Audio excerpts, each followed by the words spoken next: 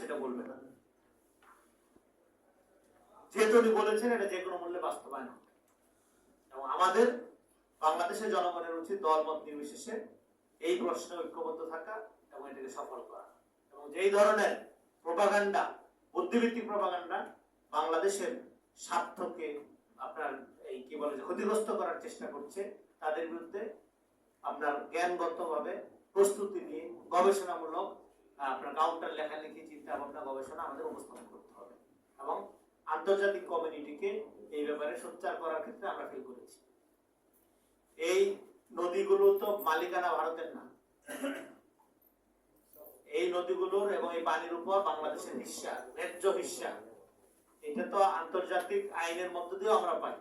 কিন্তু ভারত এগুলা এখানে আলোচনা হয়েছে, ভারত কিভাবে একতরফাভাবে পানিগুলো প্রত্যাহার করছে, পানিগুলো ডাইভার্ট করে তার এলাকাগুলোতে দিচ্ছে, এবং যখন পানি উপচে পড়ে সে তার মতো করে বাঁধ ছেড়ে দিচ্ছে, আমাদের এখানে কৃত্রিম ভাবে বন্যা বহাই দিচ্ছে।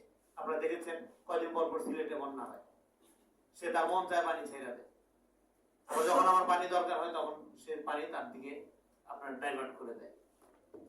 ফলে এই পানি শাসনের এই আগ্রাসন থেকে, এই নতুন আপনার ইকো কলোনিয়াল টেন্ডেন্সি থেকে ভারতকে বের করতে হইলে ভারতকে আপনি রাজনৈতিকভাবে, আন্তর্জাতিকভাবে যেরকম চাপ প্রয়োগ করতে হবে, আপনার ন্যাশনাল আপনার প্রোটেকশনের ব্যবস্থা করতে হবে, আপনার নিজেরও নীতিমালা ঠিক করতে হবে, নিজের একটা নীতি নিতে হবে।